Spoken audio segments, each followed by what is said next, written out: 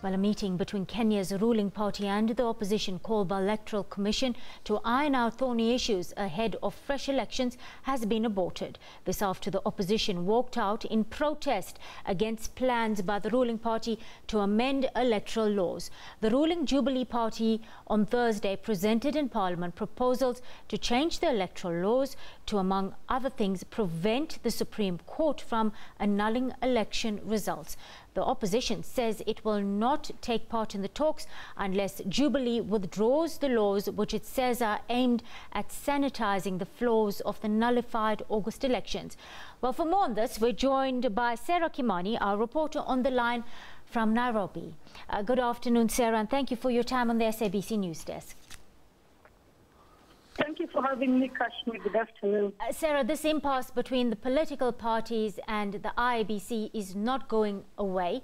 What are the implications on the political landscape in Kenya going forward? Well, the Electoral Commission says that it will continue preparation for the elections, and it says it is ready to come back to the dialogue table to discuss any sticky issues with both parties. But now the two political parties that will be taking part in the October 26 election are standing their ground. On the one hand, the opposition says it will not participate in the elections unless 11 demands that it's calling reducible minimums are met, and now it has also included the fact that it wants Jubilee to withdraw electoral laws, proposed electoral laws to Parliament. It says those laws will sanitize the mistakes that were pointed out by the Supreme Court during its ruling that annulled President Kenyatta's win. On the other hand, Jubilee says those laws will go through Parliament, and if the opposition wants to talk, then it will talk within the presence of Parliament, and it will not allow outside mediation on those laws. In fact, it says what it's doing, according to Jubilee, those laws are laws that are required so that the election this time will not produce the same effect as what happened in allowing the Supreme Court to nullify the election. So that is where the country is right now.